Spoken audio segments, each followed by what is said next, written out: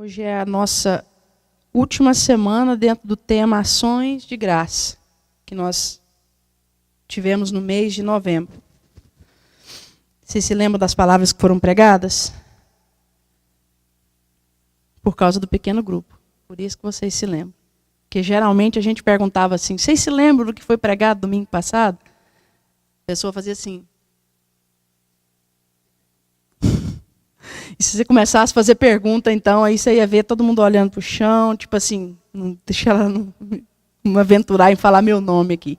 Mas é realmente muito bom. Queridos, o título da palavra é 360 graus do coração grato. Nós sabemos que 360 graus é um círculo completo, perfeito. A gente sai de um ponto e volta para o ponto inicial. A pastora Cleusa lembra disso. Eu era muito afoita para ouvir palavra. E tinha um irmão pregando num pequeno grupo, né, nosso, em Somerville. E aquela pessoa que não preparou a palavra para pregar e começou a falar qualquer coisa que vinha na cabeça. Aí ele falou assim, Deus quer fazer você virar 360 graus na sua vida. Aí eu estava sentada na cadeira da frente, eu fiz assim para ele. Aí ele, pode falar. Eu falei assim, se eu girar 360 graus, eu volto para o mesmo lugar. 180 então. Ah, então melhorou. Mas o título dessa palavra é 360 graus no coração grato. Porque nós sabemos que tem pessoas que vivem num círculo, ou num ciclo, como você quiser chamar, vicioso de pecado. Já viram isso? A pessoa canta aquela música, levanta aqui, oi, cai acolá. Está sempre, né, nos altos e baixos. E quando você olha para a pessoa, ela parece que ela está bem, de repente ela já está em pecado de novo. Você fala assim, gente, o pecado na vida dessa pessoa é um ciclo. Parece que quando ela termina, já começa outro. Mas tem pessoas que vivem num ciclo e num círculo de gratidão. Parece que não tem fim. São pessoas que nos constrangem. Já viu aquela pessoa que está sempre grata a Deus, não interessa a situação que ela está vivendo. Ela tem algo agradável para dizer, ela tem algo agradável para falar da situação e ela tem sempre algo bom para falar de Deus para você e para mim. Você já viu esse tipo de gente? Eu costumo dizer que a minha avó é uma pessoa assim, ela é o tempo todo ela tem algo assim, por exemplo, se ela falar, eu estou com um problema nos olhos, mas graças a Deus eu ainda enxergo e eu ainda vou para a igreja. Só 2 vezes por semana agora e todo dia de manhã, mas eu ainda vou para a igreja. Então está sempre com a palavra de gratidão. Tem aquele que está sempre murmurando. Vocês conhecem aquelas pessoas que estão sempre reclamando de alguma coisa? Diz que o chato de verdade é aquele que você pergunta como ele está e ele responde. Conta como é que ele está. Porque nós brasileiros fazemos o quê? Oi, tudo bem? Bem, e você? Aí está tudo destruído, mas a gente já responde logo, bem, e você? Não é? Mas eu morei em outro país, eu morei em Portugal. Tem algum português aqui? O irmão Marcos morou lá também, ele sabe do que eu estou falando. O português, André, convive de perto com a cultura. Você pergunta, oi, tudo bem? Eles falam assim, pá, não está não. É mais ou menos. Se tiver perfeito, eles falam mais ou menos. E aí já começa a reclamar. Então eu morava num lugar que tinha um tanto de velhinha, que tinha um tanto de gato, que eu acho que eu sou a única pessoa nova, very, very young, que eu conheço que gosta de gato. Geralmente pessoas mais velhas gostam de gato. Né? Tá chegando a hora, pastora, de você gostar de gato, eu sinto isso. It's coming. Então, eu passava por aquelas velhinhas com aquele tanto de gato, e eu falava assim, como vai a senhora? Queridos, eu tinha que sair para o trabalho, um trajeto de 5 minutos, eu tinha que sair 45 minutos mais cedo, porque elas me contavam como elas estavam. Eu não estou bem, porque o meu filho Nuno foi para a faculdade, agora ele não está em casa, e o José está com dor nas costas, e o cachorro late demais, e acabou o bacalhau. Então, conta tudo. É algo da cultura. Mas vocês já perceberam como é ruim conviver com gente que reclama de tudo? Você fala para a pessoa, e aí, tudo bem? Ela esquece, fala assim, tudo bem. Ai, mas eu estou com uma dor de cabeça. Tudo tem um motivo de reclamação. Mas graças a Deus, tem o inverso disso. Tem pessoas que o tempo todo elas estão de bem com a vida, e o que é mais importante, de bem com Deus. O tempo todo elas estão com o coração gratas a Deus. Não importa qual seja a situação que elas estejam passando, elas têm motivo de louvor nos lábios, porque apesar de todas as circunstâncias, elas entendem que Deus é Deus. Amém? E tem um ciclo de 360 graus que essas pessoas vivem nele. E nós vamos ver um pouquinho desse ciclo nessa manhã. O que acontece com essas pessoas e por que elas são gratas o tempo todo. Por que elas podem dizer, como o apóstolo Paulo, eu aprendi a viver bem em toda e qualquer situação. Amém? Então, a primeira coisa que nós vimos nesses 360 graus, nesse ciclo perfeito, elas têm um coração cheio de fé. Você fala para mim, mas fé? O que tem fé a ver com gratidão? Primeiro, a Bíblia fala inúmeras coisas sobre fé. Quem fez o último módulo lá em cima sabe que sem fé é impossível agradar a Deus. Os irmãos têm lido Bíblia, glória a Deus. Amém. Onde é que está escrito? Está na Bíblia, gente. Eu acabei de falar, está na Bíblia. Então, sem fé é impossível agradar a Deus. E as pessoas que são gratas o tempo todo, que manifestam gratidão em todos os momentos, elas têm um coração cheio de fé. É a primeira coisa. E elas manifestam essa fé crendo que Deus é bom. Então, o primeiro passo desse círculo, desses 360 graus, é crer que Deus é bom. Fala para o seu irmão, você crê que Deus é bom? Sabe que todo pastor chato manda você perguntar para o vizinho? Mas eu ainda sou boazinha, eu ainda não faço isso 300 vezes. Tem pastor que ele não prega, ele só fala. Só fala. Fala para o vizinho, fala para o seu irmão, fala para o seu irmão, fala para o seu irmão. Quando ele está assim, eu viro para o meu irmão e falo assim, falo para você que eu não vou te falar mais nada hoje. Profecia, isso que eu te digo, não falo mais contigo. Então, Deus é bom. Gostou, né, Harry? O tempo todo, Deus é bom. Se você vai numa igreja americana, uma igreja africana, quando a gente fala, God is good, and all the time, o tempo todo, e Deus é bom. Amém. Nós sabemos disso, nós não temos dúvida da bondade de Deus. Até mesmo quando Deus exerce juízo, nós sabemos que Ele está sendo bom. Mas tem um momento nas nossas vidas que nós temos dificuldade de acreditar que Deus é bom para nós. É muito fácil nós olharmos para o outro e falar, Deus é bom. Deus é bom para o Fernando. Deus é bom para a Andréia. Deus é bom para o Derli. Mas tem momentos na nossa vida que nós não falamos com a nossa boca, mas lá no nosso íntimo, nós pensamos assim, Deus é bom, mas eu não mereço. Quantos já pensaram assim? Eu já pensei, quantas vezes? E eu vou te falar uma coisa, talvez você não saiba, você não merece mesmo. E o que é pior, você nunca vai merecer. Você pode ser o crente mais perfeito da face da terra. Você vai continuar não merecendo a bondade de Deus. E se nós não pararmos de relacionar com Deus, de ter o nosso relacionamento com Deus baseado em merecimento, nós nunca vamos poder desfrutar daquilo que Deus é. Deus é bom.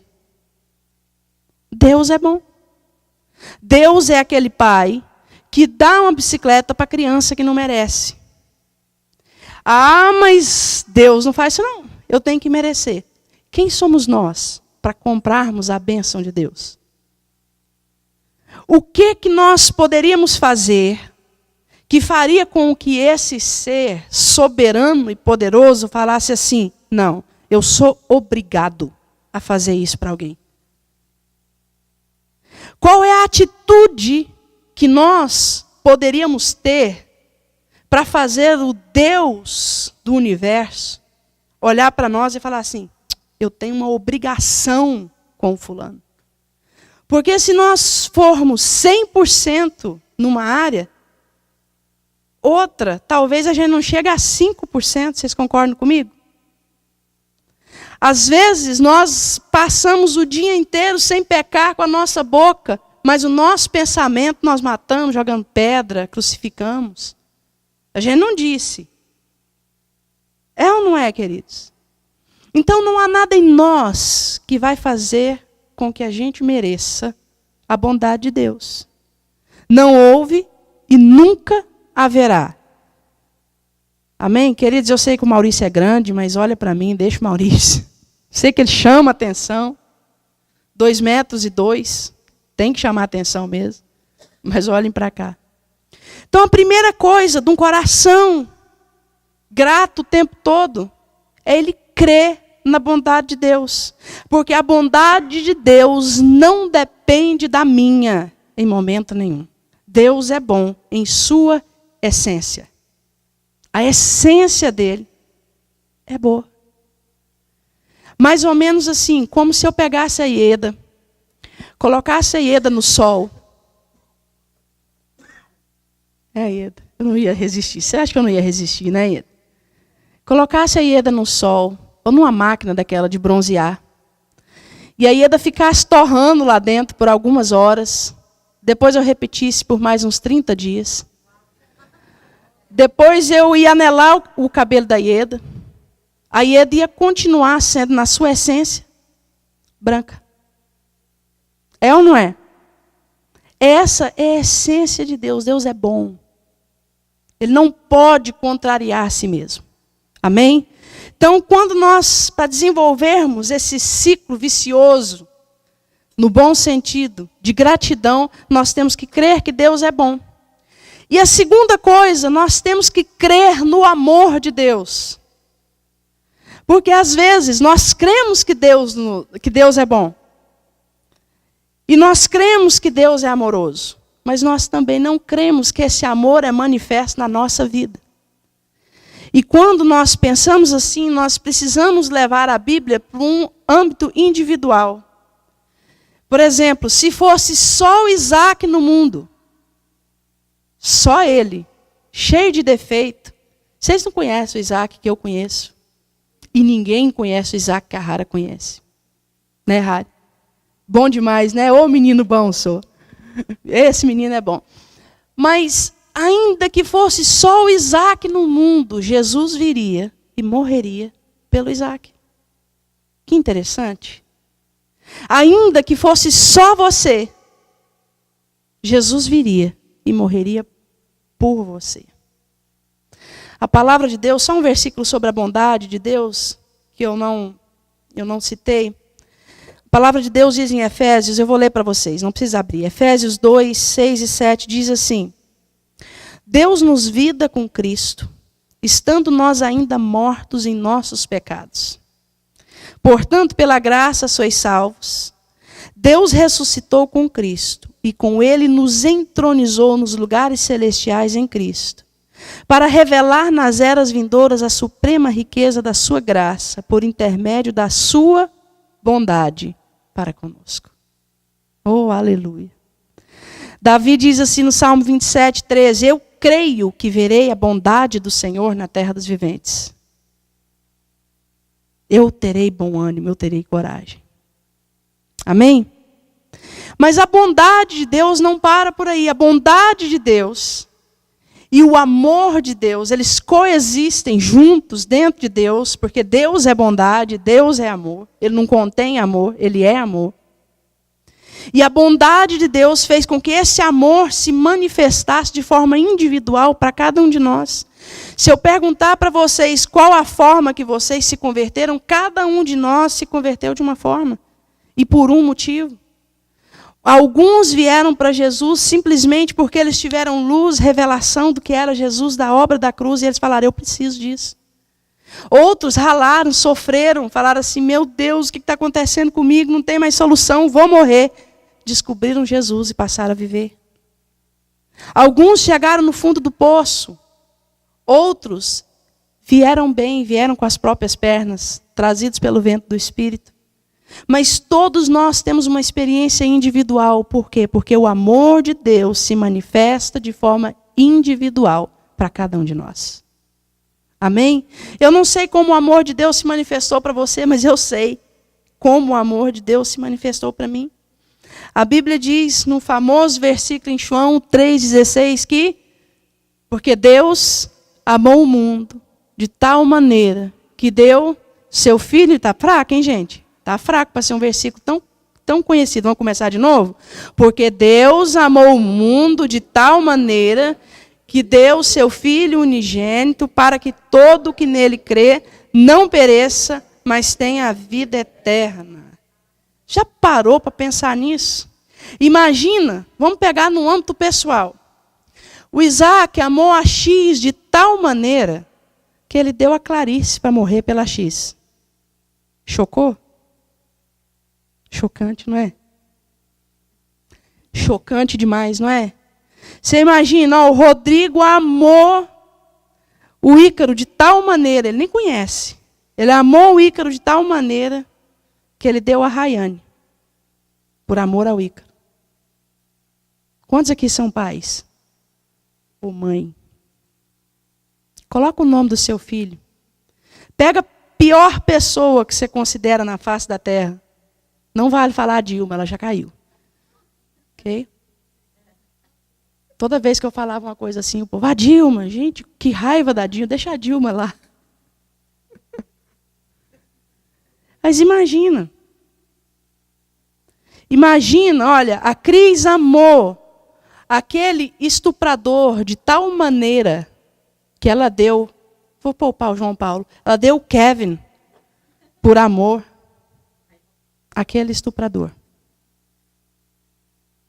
A Adriana amou o Lucas Cadaía de tal maneira que ela deu o Israel. Foi o que Deus fez por mim e por você. E a Bíblia nos impacta de tal forma que ela diz, estando nós ainda no pecado. Ou seja, você não tinha nem pensado em se arrepender. Então as pessoas que têm um coração grato e vivem num ciclo de gratidão, a primeira coisa, eles têm fé, eles creem na bondade de Deus. Segunda coisa, eles creem no amor de Deus. E a terceira coisa, eles creem que Deus é poderoso. É outra coisa que nós cremos para os outros. Nós cremos que Deus abriu o Mar Vermelho. Se eu perguntar, talvez 100% da igreja diga, eu creio que Deus abriu o Mar Vermelho.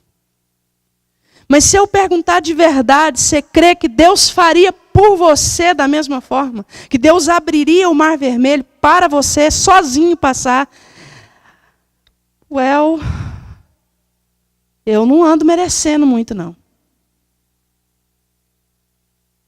Porque nós insistimos em julgar Deus por nós.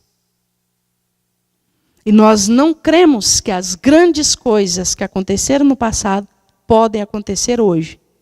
E por apenas um de nós. Deus é bom.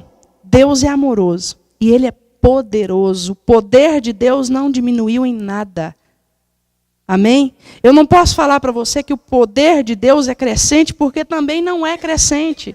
O poder de Deus é incomparável, ele é incomensurável, ele é tudo. Nós não podemos medir, nós não podemos imaginar. Então não tem como eu falar que o poder de Deus é crescente, porque quem vai fazer o poder de Deus crescer? Alguma força, alguma coisa que ele absorveu? Não, ele é a fonte de poder. Amém? Então Deus é poderoso, mas tem um versículo em Jó que eu fiquei apaixonada quando eu li esse versículo. Diz assim, Deus é muito poderoso. Jó 36:5, para quem está anotando. Eu peguei na linguagem de hoje. Olha que interessante. Deus é muito poderoso. E mesmo assim, não despreza nenhum dos seres humanos. Ele é poderoso e firme no cumprimento dos propósitos do seu coração. Amém? Então as pessoas que são gratas, elas entendem que Deus é bom. Não interessa qual é a situação que ela está vivendo, Deus é bom.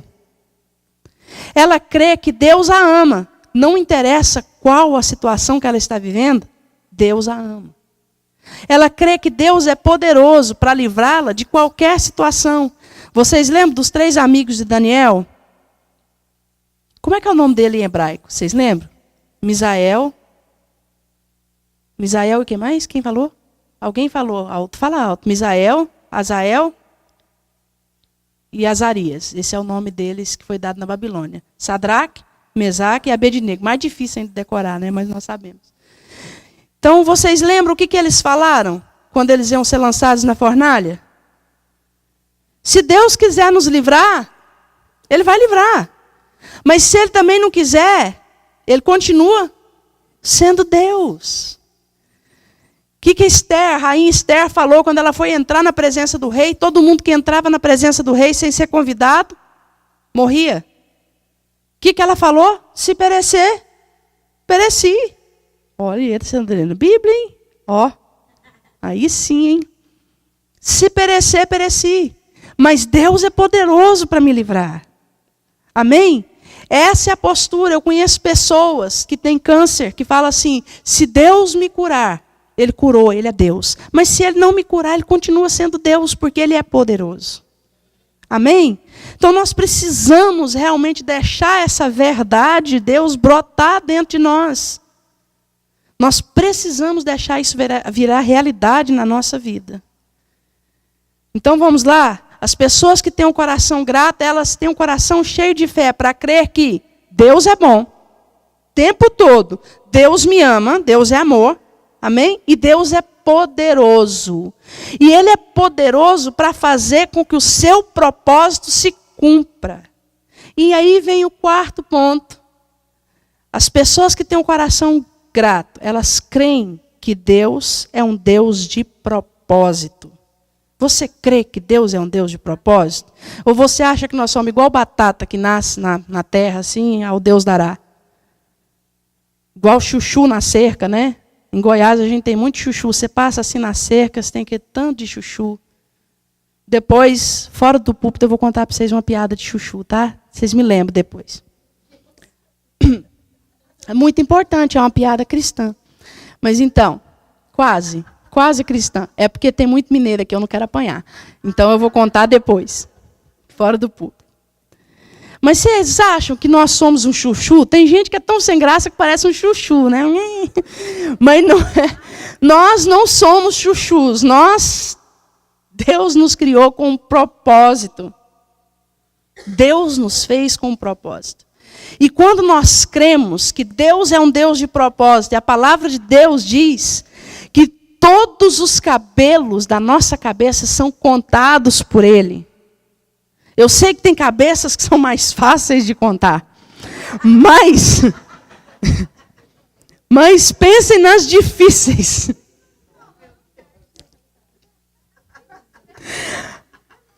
Vou falar um negócio para vocês.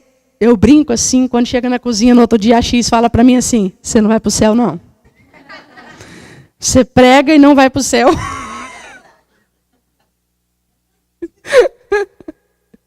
Então, queridos, a Bíblia diz que todos o cabelo da nossa cabeça são contados. Você já imaginou? Você já imaginou aquele cabelão afro? Deus sabe quantos fios tem ali. Porque aí você pode imaginar um cabelo fácil de contar e tem um difícil. Eu acho lindo.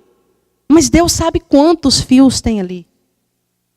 A Bíblia diz que nenhuma folha cai da árvore se não for pela vontade do Senhor. Deus é um Deus de propósito. Quando nós lemos a Bíblia, nós vemos lá em Gênesis 3,15, Deus fala para a mulher que o descendente dela vai pisar na cabeça da serpente. Um propósito falado há quase 7.000 anos antes daquele propósito ter acontecido. Você já parou para pensar nisso? E aí, quando você vai pensar, todas as coisas foram milimetricamente calculadas e projetadas por Deus até chegar em Jesus Cristo. Deus chama Abraão, eu acho interessante, alguns pregadores chegam e falam assim, Deus fez Adão, Adão falhou. Deus chamou Noé, Noé falhou. Deus chamou... Gente, tudo estava dentro do cuidado e das mãos do poderoso, soberano Senhor. Amém? Assim como todas as coisas na sua vida e na minha vida estão dentro do propósito soberano de Deus. Amém? E quando nós cometemos erros e nós nos afastamos do caminho que Deus traçou para nós, como disse um pregador que vem aqui, ele chama a gente e fala, pau, pau, neném, e põe a gente no caminho. Amém? Amém, queridos? Então, abra a sua Bíblia. Esse vai ser o versículo que a gente vai ler em Romanos 8. Muita gente sabe esse texto decorado. Mas mesmo assim nós vamos ler.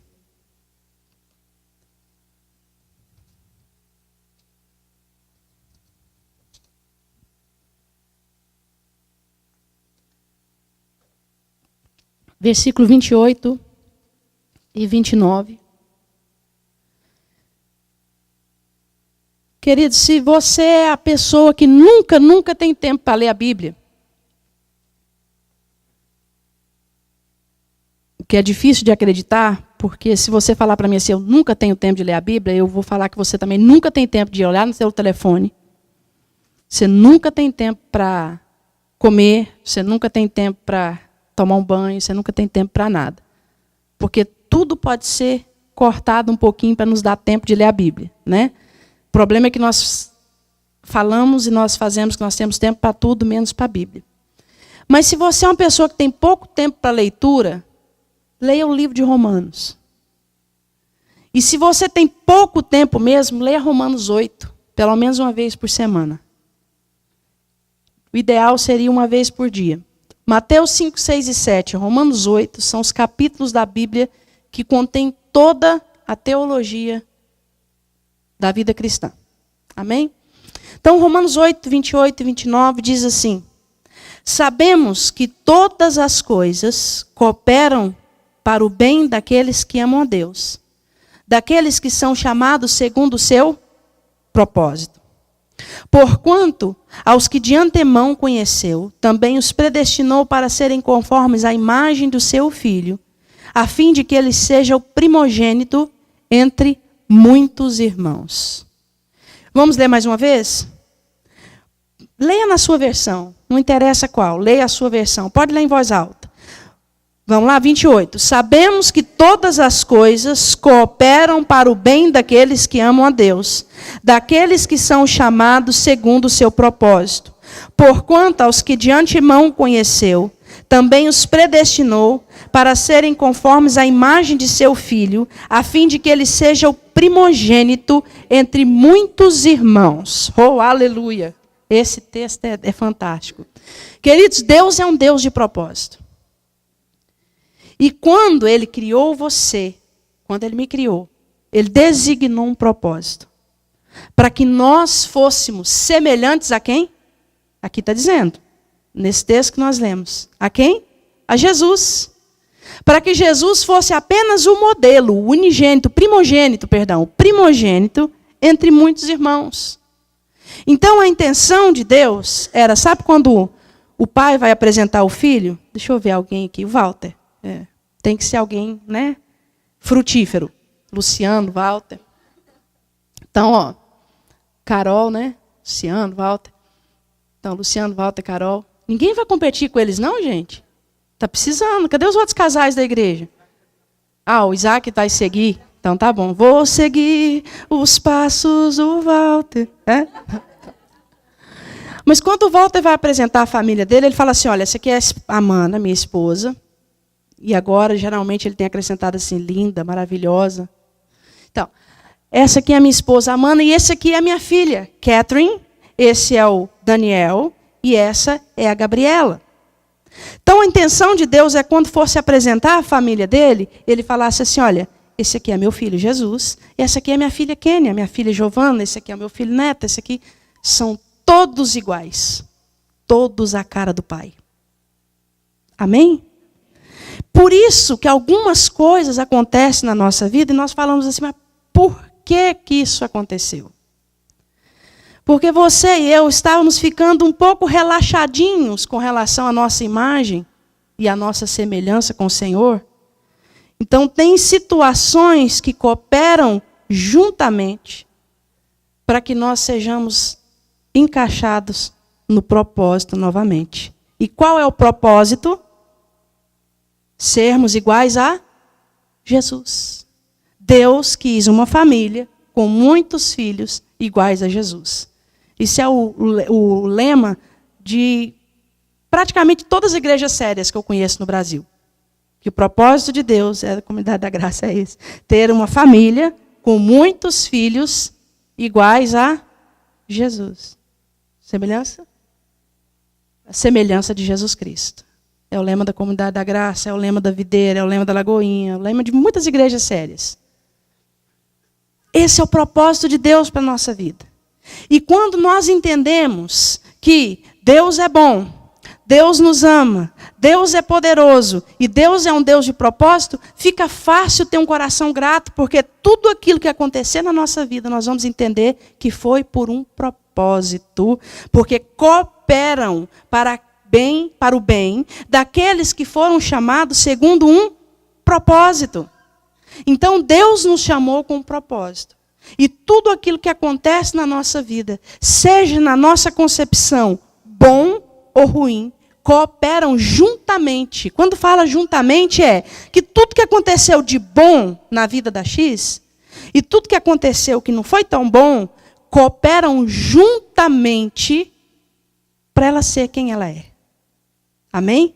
Cooperam juntamente para que ela seja encaixada na imagem de Jesus. E a Bíblia diz que nós fomos conformados, ou seja, colocados na forma. E ser colocado na forma de Cristo dói, porque tem muita coisa em nós faltando e sobrando. Pouquinho de cada coisa. Então Deus cria situações que muitas vezes não são tão agradáveis, que nos conformam à imagem de Cristo. Por exemplo, tem coisa mais agradável do que levar um tapa na cara e oferecer a outra face? É agradável, não é? Lá em Goiás a gente dá outra face. A face do 38, já ouviu falar? Queridos, vou falar uma coisa para você. Eu costumo falar isso aqui e eu vou morrer falando. Não sei se aqui, ou lá na Índia, lá na Rússia. Eu sei que nós gostamos das cenas cinematográficas. Eu já disse isso aqui. Nós gostamos de Hollywood. Nós gostamos de um cara chegando na frente de todo mundo e dar um tapa na sua cara. E você na frente de todo mundo também vira outra face. Sou crente, pode bater. Nossa, que glória, né? Glorioso, não é? Mas e quando alguém lá na casa da gente mexe nas coisas da gente e não coloca no lugar? Eu já vi gente falando assim, ai, tem coisa que para mim é como um tapa na cara. Então dá outra face, se é um tapa na cara. Outro dia eu ouvi de irmãos que são grossos um com o outro, que competem entre si. Queridos, isso é inadmissível. Filho do mesmo pai, da mesma mãe, um tem que olhar para o outro e falar assim, cara, você é bom, você vai ser tudo na vida. Ah, mas você também é. Nós dois, ó, compartilhamos do mesmo DNA. Quase que saiu DNA, né? DNA. Então, nós gostamos de cena cinematográfica, nós gostamos de abrir mão, nós gostamos de manifestar Cristo, principalmente se tiver gente olhando. Mas nós precisamos entender que Deus cria situações pequenas. Aquela pessoa que te fecha no trânsito, né? Eu já falei para vocês como eu gosto. Me fecha no trânsito e ainda estou ouvindo um musicão, um pancadão. Le gusta da gasolina. Eu fico... É ali que eu preciso manifestar Cristo. É ali que eu preciso manifestar Jesus. Eu já disse isso, vou repetir. O marido precisa manifestar Jesus quando a esposa trancar a chave dentro do carro. Manifesta Cristo, fala para ela, querida, não tem problema. Todo mundo comete erros. Que isso? Eu falo que todo homem tinha que trancar a chave do carro, dentro do carro, pelo menos uma vez, e no inverno. É ao contrário? Seja paciente, a Tânia diz que é o contrário ali. Sabe, todo irmão tinha que pegar algo emprestado do outro sem pedir. Não estou te dando liberdade não, hein? Mas o outro olhar e falar assim, peraí, eu vou manifestar Jesus, não tem problema não, você é meu irmão. Eu divido com você. Eu desafio vocês, adolescentes, a fazer isso. Eu desafio vocês. Queridos, eu estudava num seminário interno, onde uma das meninas, ela era muito difícil mesmo. E uma vez, resumindo a história, na hora de sair para a aula, uma das meninas derrubou eu não sei se foi um esmalte ou um creme, eu sei que foi algo na blusa.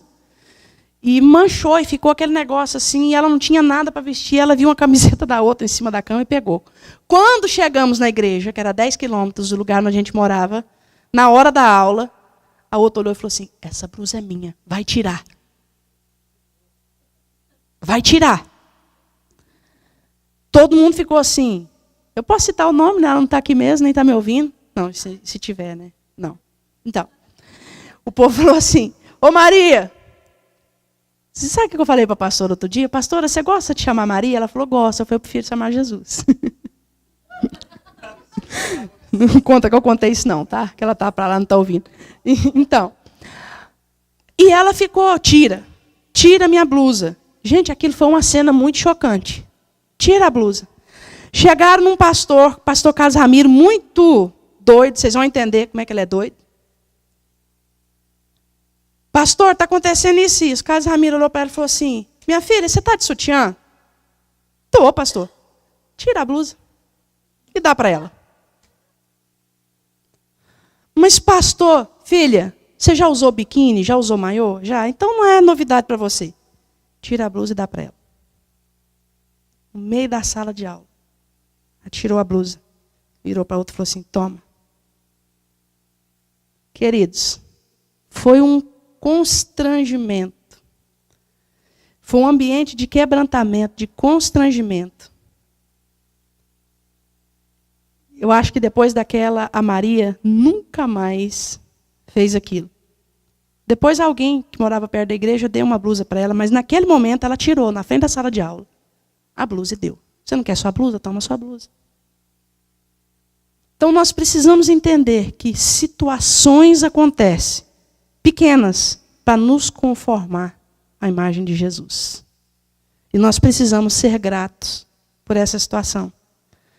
Tem muitas situações de vergonha que eu passei que eu sou grata a Deus. Eu olho para trás, minha cara cora, eu fico com vergonha.